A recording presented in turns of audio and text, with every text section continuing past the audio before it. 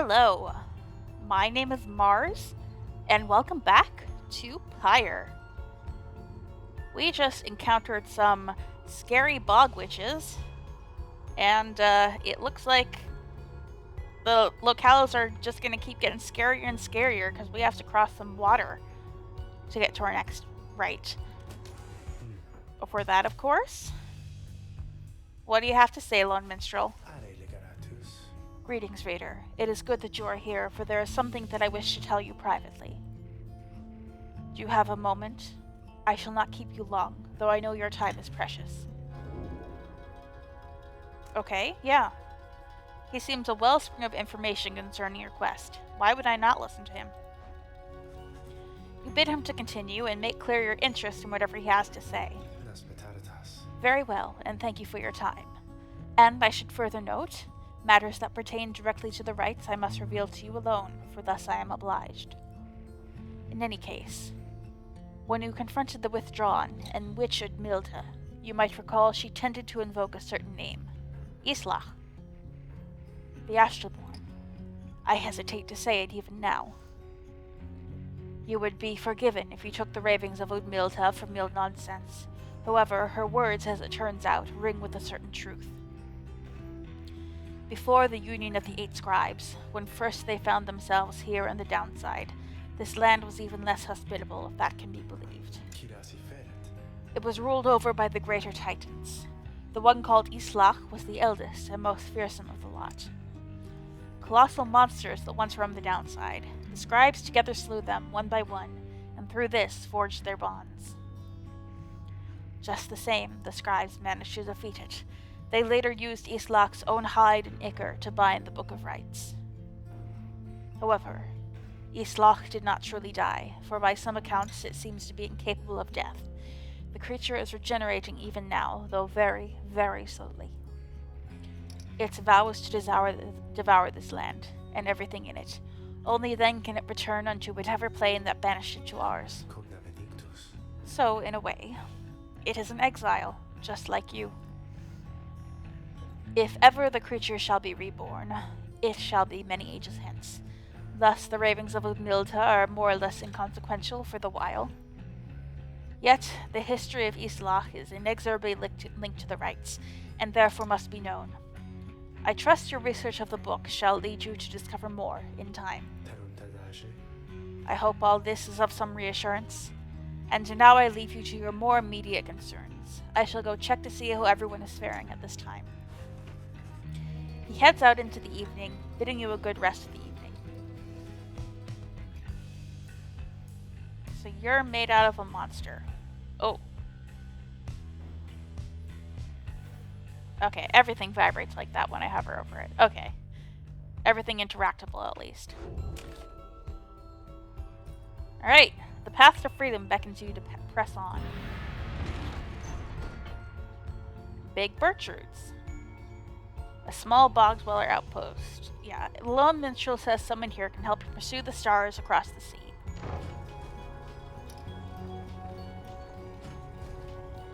I got scared when I noticed the book was vibrating when I moused over it.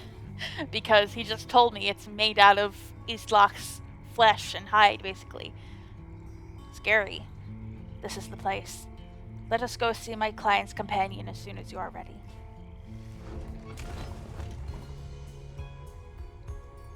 I mean, nothing else to do but seek Big Bertrude.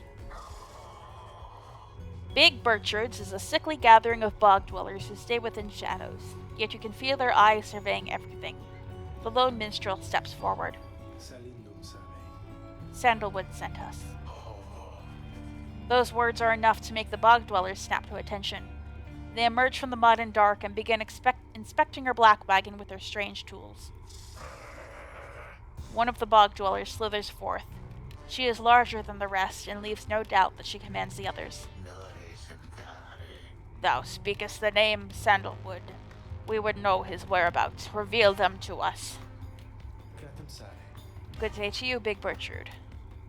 A bog dweller once feared and respected in the Commonwealth for her sorceress work. It is a pleasure to meet you at last, for Sandalwood always spoke highly of you and your handiwork. He did he? In turn we know who thou must be. Yet thou speakest of the past. Sandalwood, doth he yet live? Speak plain and quickly. To be quite frank with you, madam, I do not know for certain, for I have been apart from him for some time, carrying out his will. Though I have every faith that Sandalwood, lives. As for his current whereabouts, I understand he waits us somewhere near Wakingwood, beyond the waters. A labyrinth on the forest on the western half of Black Basin. Few know their way around it, in it. The path to the sacred Mount Elodiel lies far beyond these suffocating woods. We wish to seek him there, though as you can see, our wagon is ill-suited for the task. He is lying a bit, isn't he? We don't want to cross the waters for Sandalwood, we're doing it for the right. The one called Bertrude frowns at this, studying the lone minstrel all the while. Indeed. Then leave us. Return at dawn, that is all. By your grace, big Bertrude. The lone minstrel turns away, but Hedwyn stops him. Hold on. Are you sure about this?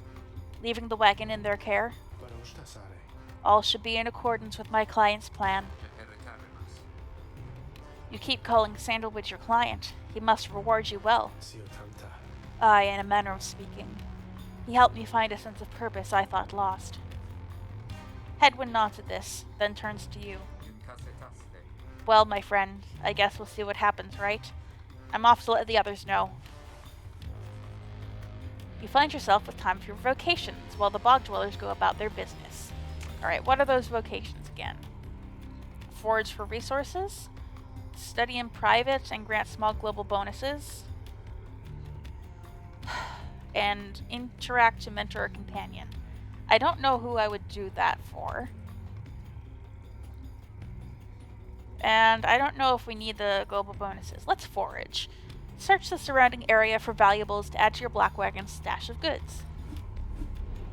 Ooh, where should we go? A mystical artifact? Or something Falcon Ron values? So this would get us money to buy more things. This would get us a thing directly. Let's see what thing we can get. Because, you know, Falcon Ron's wares don't seem to refresh or anything. But this might be lost to us forever if we don't look for it. Well, sister, had enough scrounging for one day. Usually there isn't much, but if you never look, you never get. And believe you me, it adds up. Alright, we found a sling bullet. Bear flings the orb farther than usual. Okay, could be good.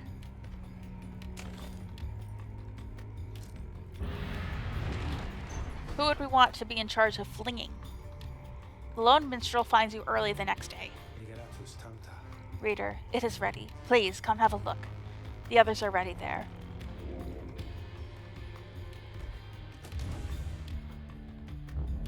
Ooh, a bell? The black wagon appears different now than it did even a day before. The hull is fully sealed and reinforced, and all manner of nautical equipment adorns the port side.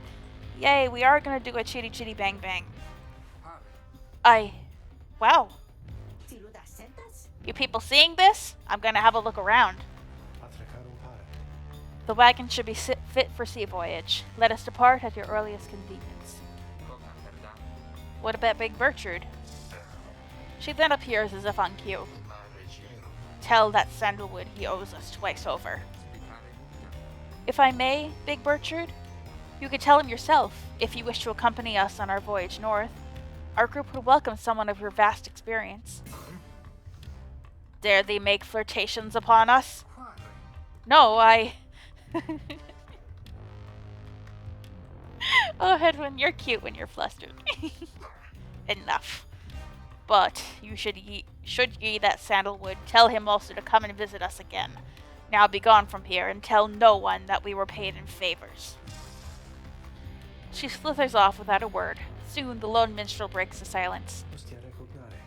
We are fortunate that she assisted us, but we should go, just as she said. I know the navigational controls and shall explain. This is so exciting! I don't know how to swim! Tiso seems to share Tay's enthusiasm for heading out to sea. I am beginning to feel ill already. The blackwagon became seaworthy. The Sea of Solace awaits. Set sail. Alright, can I check inside? I want to look at the blackwagon. There was all sorts of shiny stuff in there that I didn't get to look at. You have Wyrm Gulf. Before she left, Big Bertrude shared knowledge of a current that should draw you out to sea.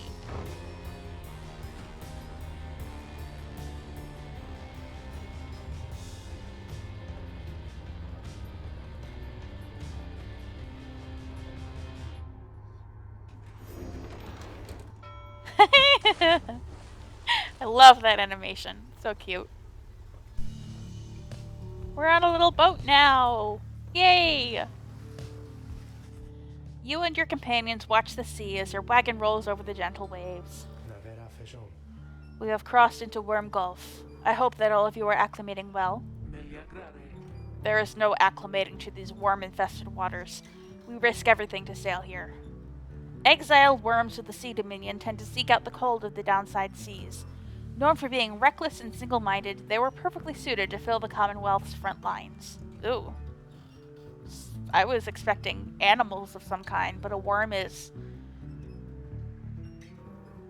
a race, I guess? A sentient race? As long as we follow the cold current Big Bertrude indicated, we shall be safe. If the next right is in the middle of the sea, how will our adversaries meet us there? They shall find their way, as we find ours. It is all part of the scribe's design. Now, reader, please confirm the next point on the sea journey. We seek the hulk of oars. A carcass of the doomed exploring vessel Dazurban, lost in the waters of the downside. I guess we have no choice but to go here. Outer Solace, fetid waters off the coast of Blackwagon. Her instructions are to navigate the maze of maws on a curving route bearing northeast. Look at it jump. Oh, I like this music a lot. Very soothing.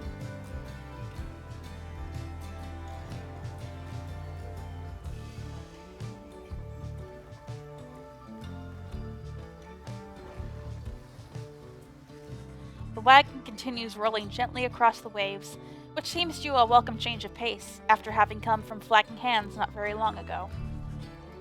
However, Dodariel seems more concerned now than before, and paces ceaselessly. When she notices Rookie, she stops him for some questioning.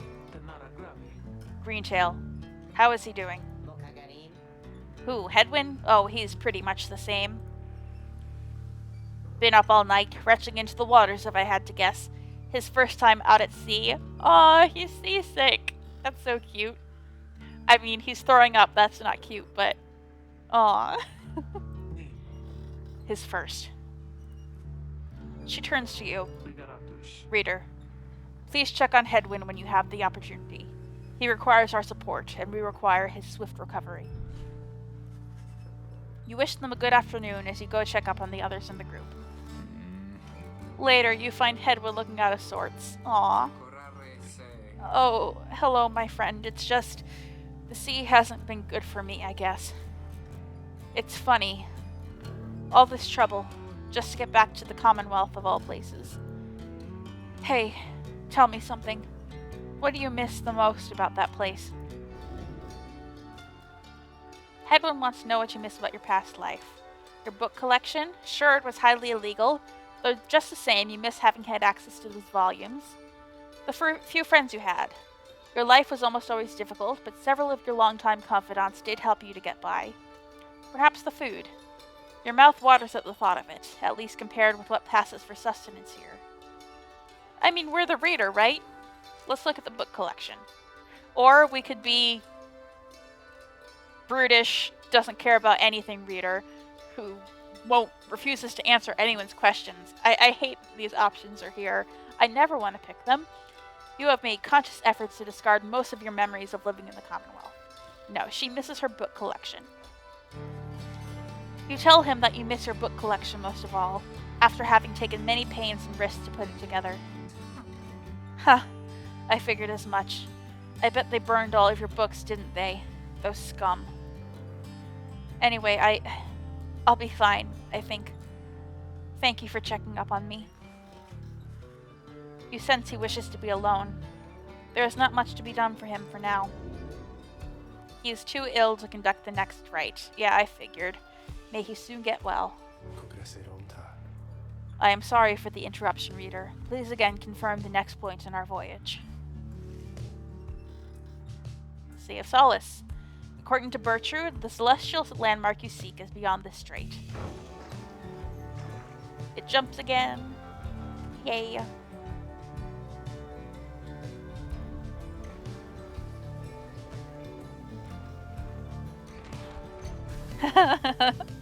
Oh look, truffula trees.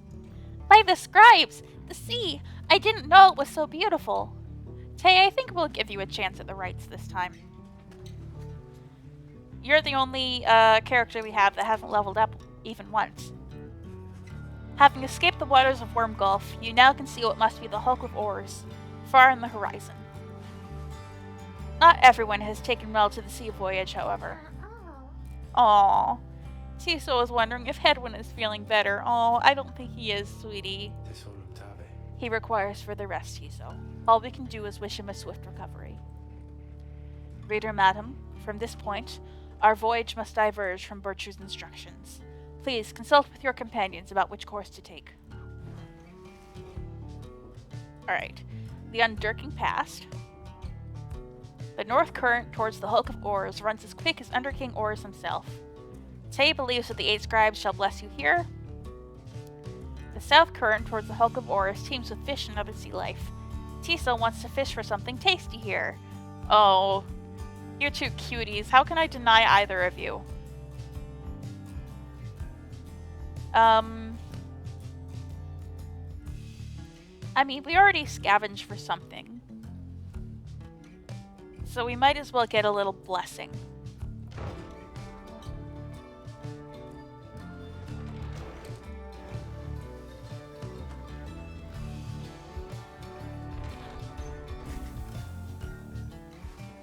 You find Tay gazing down into the depths.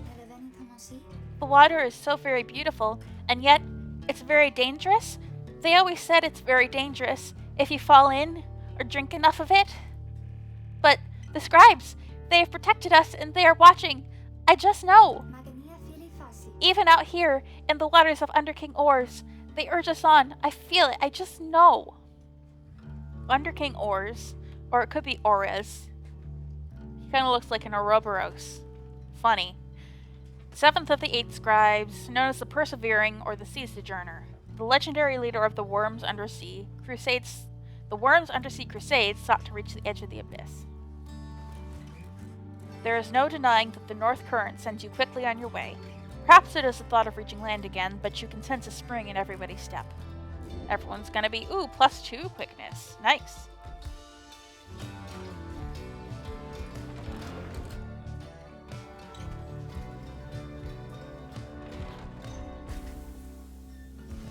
Ooh, I like that ending.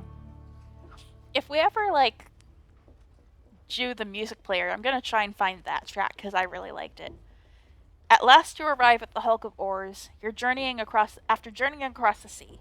It seems the next rite is to commence here soon, though there is no sign of your next adversaries yet. Alright. Down the river. All kinds of stuff to look at. A keepsake from Wyrm Gulf. The silver cudgel head. A limbless, cold-blooded creature rescued from the sea. It is fully grown and has led a rich life. I can't really see it. It must be in that jar behind her horns. Nautical bell. Among the blackwagon seafaring equipment, Hedwyn uses it to signal when food is ready. A keepsake from Big Bertrude's. Alright, that's part of that as well. Ooh, what are those? It's just nautical stuff? Okay. Alright. Down the river. The Emperor Solium Mur knew not of this, of course. His expedition yielded not the treasure he desired, but brought him closer to his country than he had ever been before. As he traveled down the river's glory in pursuit of greed, he found instead an inkling of shame. He saw the sunken faces of his people, heard their words for him. In time, he could not ignore it, and it proved more than he could bear. The river finally claimed him, his belongings, and his retinue. Once the people heard, I understand they cried with joy. Perhaps he ought to have perished, but the mercy shown to him, I think, is what transformed him.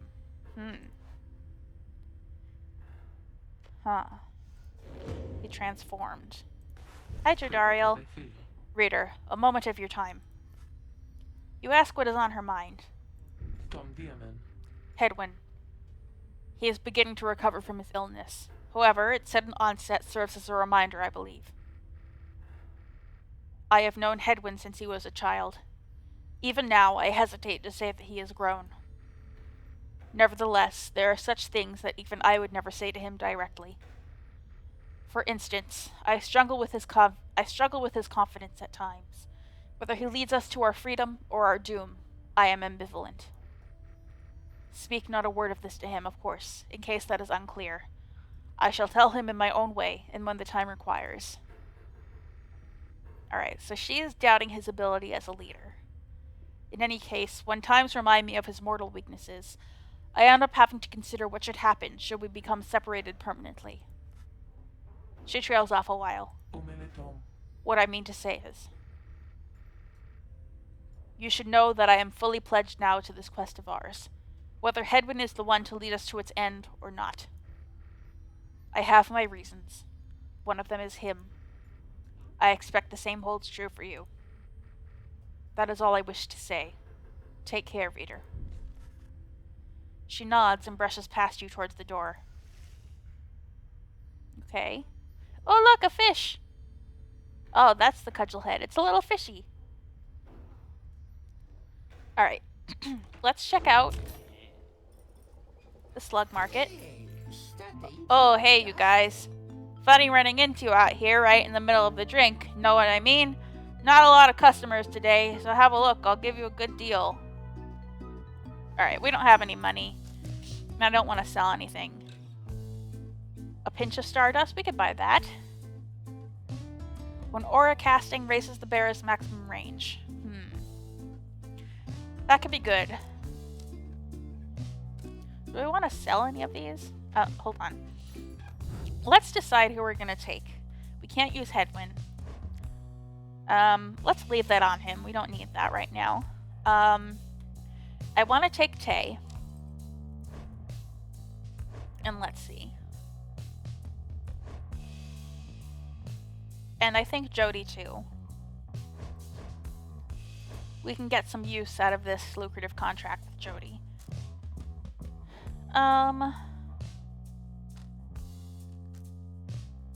She can be quick. I wanna try my strategy with Tiso again. So we're gonna bring Tiso. Tiso, Jody probably, and Tay. So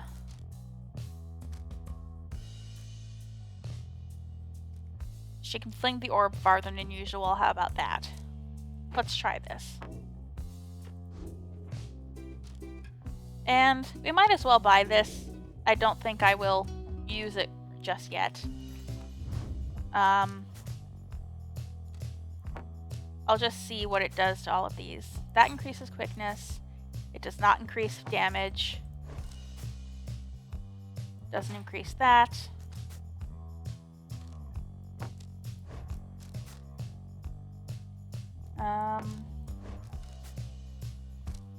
How about we use it on this? I like him having a higher chance of returning. See you guys again sometime soon, maybe, okay? Because I gotta say, you're my favorite customers I had all week. You don't seem sure about that, bud. Alright, commence the rite. Having landed at the Hulk of Oars, you and your fellow exiles now anticipate the hour that the rites are to commence again. What do you think, Tiso? Don't I look just like Mr. Hedwyn?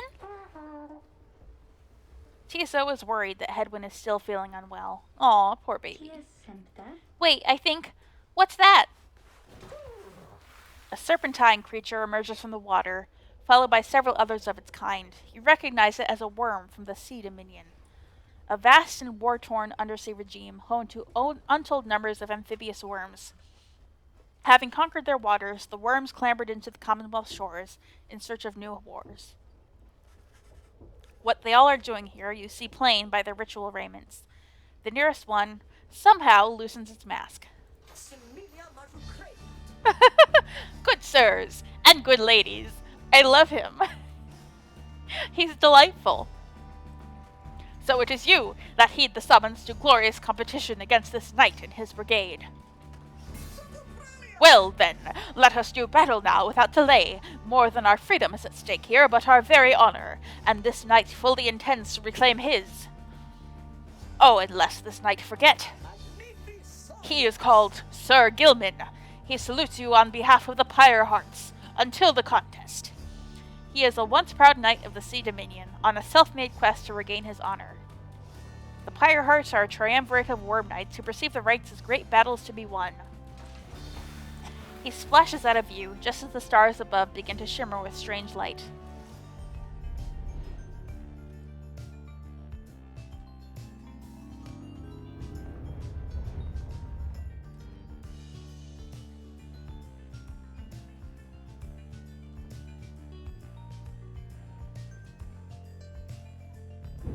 Relentless, aren't we, reader? Even the vastness of the sea was not enough to thwart your coming here unto the hulk of Orus. Orus, it is Orus. Wise not to underestimate your adversaries here, despite their pitiable look. I am, of course, referring to the Pyre hearts. These rites are but another war to them, and that makes you their mortal enemy. I like these snaky decorations. Your battle to be glorious. There are holes in the floor. Ooh! Their pyre is positioned to the... Our pyres are positioned on the corners instead of the ends. Interesting. Your fellow exiles are gathered on the rotting deck of the Hulk of Horus as your adversaries clamber into view. Rookie paws up to them. Say, what are you worms even doing here? Can't you just swim back to the Commonwealth or the Sea Dominion or whatever it is you're from? Wherever it is you're from? An excellent point. It seems then that these adversaries and the rights are clever, wouldn't you say, sire? Just get rid of them already, Gilman. As your commanding officer, this knight hereby commands it. Hark! This knight wishes to introduce his noble commander. No worm knight in history has withstood as many frontline battles. Doff your helm, sire, as is our custom. May our adversaries tremble at the sight of you. Sir Gilman attends to his commander's mask, despite his protests. Wait! Give this knight his mask. This knight hereby presents to you the great Sir Deluge. A noble visage, is it not? A petty worm knight of the Sea Dominion, who somehow survived countless battles. Sir Deluge trembles and squirms. Look at his eye popping out of its socket. Oh my god. He looks like one of those, like, stress dolls with the eyes and nose that pop out. So yes, you can swim or no? Of course we knights can swim. All knights of the Sea Dominion can. But we are exiles in this land, the same as ye. We can swim, 'tis true. But 'tis summarily impossible to swim back up the river down which we were flushed to end up here. Nay, there is but one way to return. Silence, Gilman. Nobody cares. Back to your post. Sir Gilman hesitates, but does as he is told. This knight knows who you are, Nightwings, and he is not afraid of you. He somehow climbs back into his mask and coils up to his full height. Now, on guard. The exiles of the Worm Triumvirate take their positions as you focus on the Book of Rites. They're so little. Reader, Hedwyn's illness means he cannot help us here. He shall be counting on us. Now we shall get started. Alright, I prepared.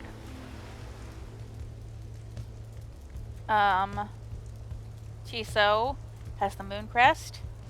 Tay has a sling bullet, so she can fling. And Jody has the lucrative contract. Actually, maybe Tiso should have a lucrative contract, because he's all about exploding in our adversaries' faces and vanishing them. Hold on. Do I maybe want to do that? And then what should Jody have? We can increase her quickness. That'd be good. Or maybe her damage. Yeah, I think it would be good to increase her quickness. Yeah. Aha, now her rank is average. Good. Oh, wait. We can look at our adversaries? What? I never realized we could do that. This is new. God, I've been thinking maybe we'll be able to, you know, reface adversaries we've already fought, like other triumphants we've already fought.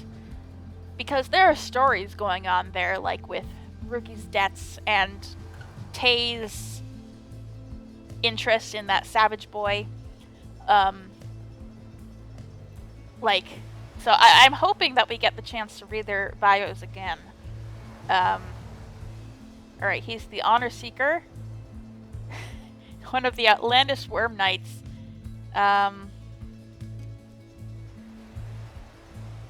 He has withstood many battles in the name of the Commonwealth, which employs many of his kind for its ongoing war against the High Wing Remnants, the last surviving faction of the Winged Harps, the ancient enemies of the Commonwealth. Okay. His exile seems to be self-imposed, though even he can only take so much abuse from his fellow knights. Alright, so these are the worm powers. Detonates his aura trail and snaps back to its end. Slash. Oh, that's a cast. Jump. Leaps. And slither. Okay. Sir Marsh. All you know of him for certain is that he serves the Pyre Hearts. And Sir Deluge is the Craven Commander.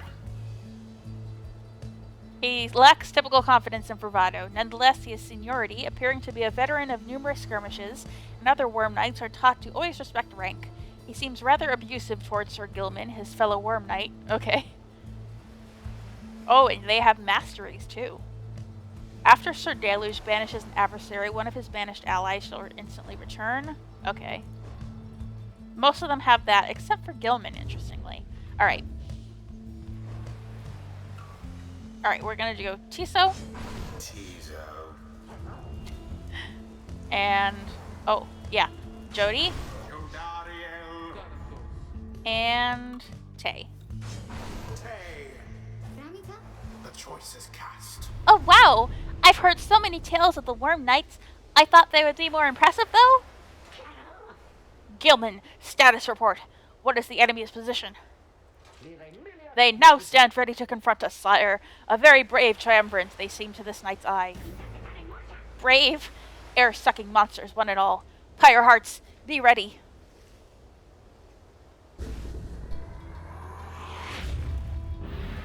Alright.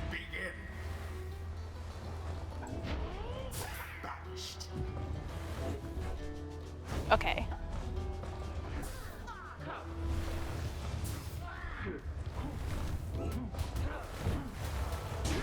Okay.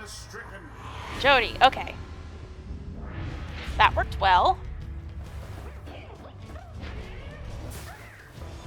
Oh no! Okay, their damage is kind of pathetic.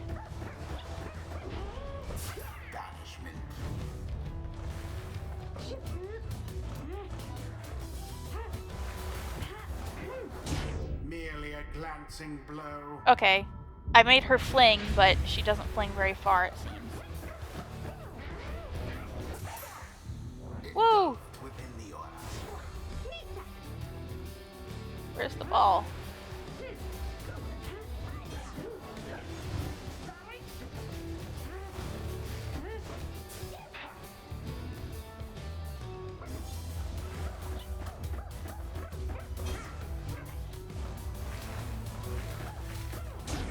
Okay.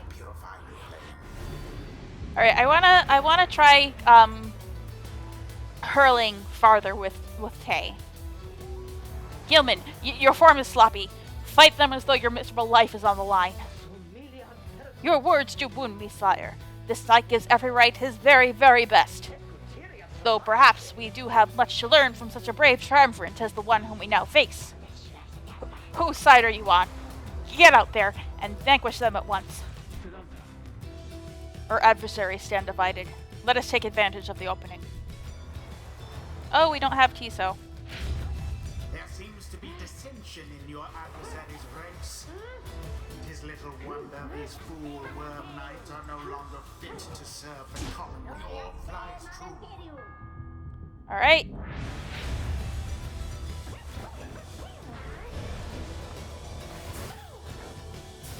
Not left unscathed. Where's the ball?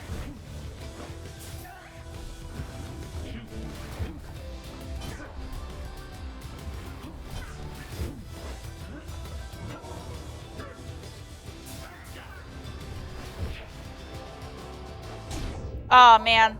He jumped. He jumped pretty far. I thought for sure he's gonna get sucked up in their auras.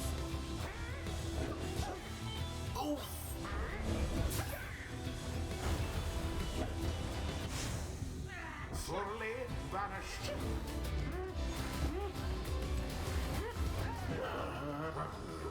Oh no! They took it from me.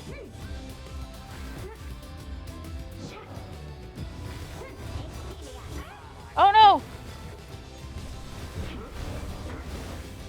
Was dangerously close.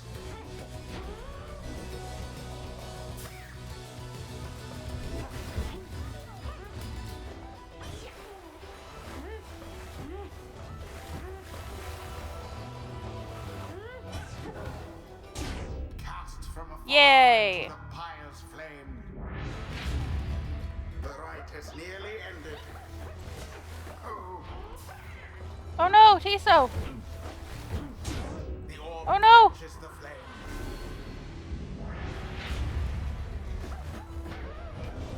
Now take it. Ah! Shame. Okay, their awareness down. No! What the scribes order. Oh god, this is going bad. A banishment.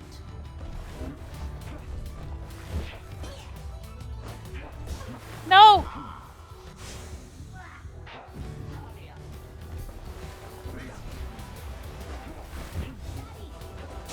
Okay, alright.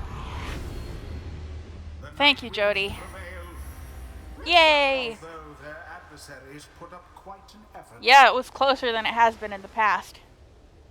The rite is complete. Tiso is very pleased to have prevailed against the Wyrm-Knights of the Pyre Hearts. I expected more from the Wyrm-Knights of the Sea Dominion. The sea was making me a little queasy, honestly, but we still won! We won! This night commends your noble Nightwings. Gloriously fought indeed, and this knight shall wistfully remember this defeat until the end of his days. Silence, Gilman. This is all your fault. And now, cavorting with the enemies, how dare you? This knight was but attempting honorary compliments, sire. Is it not in accordance with the rights to praise one's adversary on a worthy outcome? Worthy? This knight will show you worthy, you miserable little minnow. You are a failure, Gilman. Get now from this knight's sight. He is mean. Stirs now in the hearts of all these exiles. Alright, I think we leveled up with Jody. Focus, training, prowess. The path towards survival on the blood border. The northern expanse of the Commonwealth is a flat and vulnerable expanse. Is that where you fought as a soldier? The high-wing remnant seized upon it at every opportunity, from the cover of clouds or darkness. These rites make similar demands of us. Alright. Okay, so she can level up one of these, or get this. After banishing, she gets all her stamina.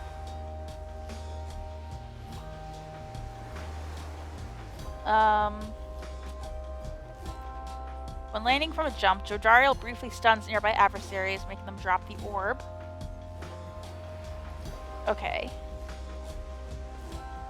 So, saluting her adversaries, and then she deals an additional 10 damage. I still don't really know how saluting works. I mean, I know you press T, but I don't know. Do you need to do it in someone's direction? I don't know. I like this. She can stun adversaries with crushing heal.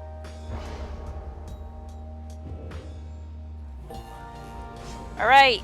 Something's awakened in the moon-touched girl. The scribes, they whisper to me, they do, from time to time. Alright. Her masteries are Tricks of the Rope Collar, Rights Masteries enhancing a savage's deafness and trickery, or the Grand Trader's Leanings, Rights Masteries enhancing a savage's aggression and persistence. The brief charge-up time before Tay jumps or sprints is virtually eliminated, or the brief charge-up time before Tay can cast her aura is greatly reduced. I think I would rather increase her reflexes. She can jump farther than usual. She can slow adversaries by running. If she is banished while jumping, she shall instantly return at the origin of her jump. She flings the orb faster. Okay, that could actually be good if we keep this with her.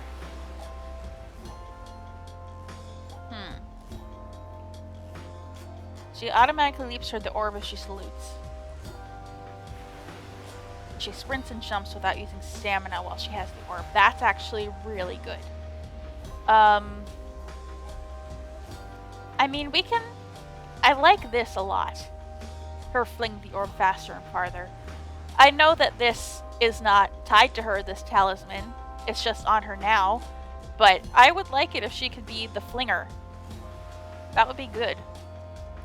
So even though this mastery is not necessarily as good as this mastery, I might take this one just for playing the long game. A devious trick from the rope collar. Alright, he didn't quite level up. Until the next round.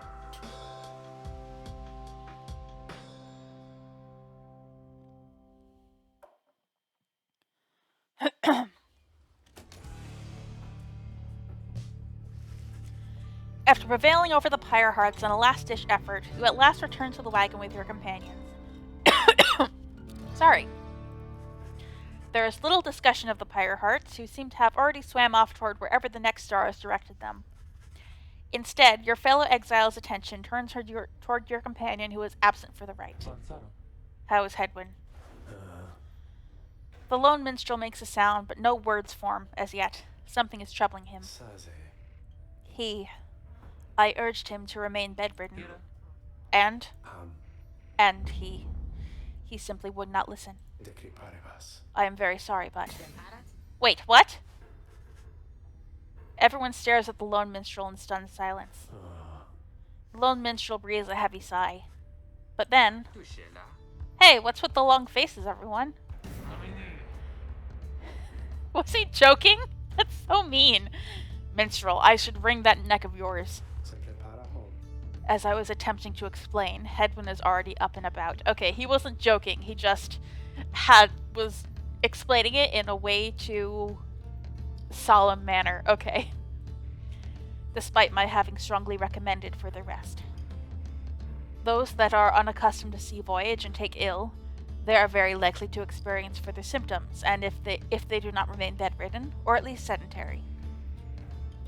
Hedwyn is running a considerable risk of having to spend another night in great discomfort. What are you, a doctor?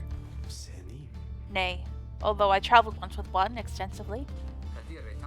Look, I appreciate your caution and concern, Tariq, but I'm pretty well accustomed to discomfort here, and I had to see how things turned out tonight. I haven't had to stay out of a rite like that before.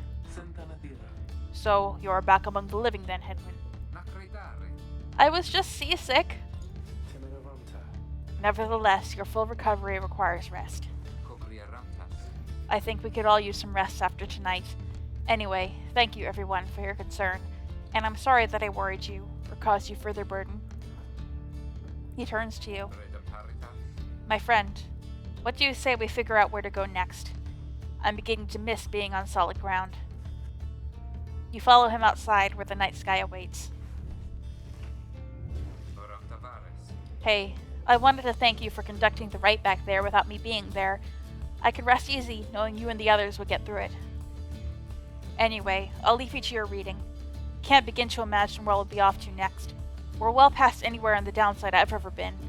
Even Jody hasn't gone this far. He bids you a good evening as you turn your attention back to the sky. Seek again your destination. This Trieste, the Silver Star. The Silver Star burns bright over the fissured lands of Black Basin.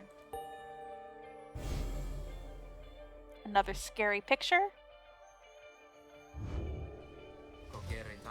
Still further north, then. Not simply north. This shall prove difficult. What's the problem? Our destination is beyond the deathless tempest. A vessel such as ours has little hope of traversing it intact. A tempest raging in the Sea of Solace seemingly for all eternity. The storm that arose after the death of the sea titan Unfathomed Plurns has never entirely subsided. Can't we go around it? Given our confrontation with the Pyre Hearts, our chances back in worm-held waters would be even worse. Come on, people. It'll be just another day in the downside. Go get yourself some sleep while we still can. Bet you'll feel better in the morning. Your optimism is infectious. Isn't it? You all concur that rest is in order, for the sea journey has been taxing to everyone. Come daybreak, you shall have to find a way to sail past the deathless tempest. Alright. And we will sail to the deathless tempest next time, I suppose. Are they playing that cool music again? They might be. I don't really remember what it sounded like, but I liked it. Alright, until next time, I have been Mars, and I will be back with more Pyre.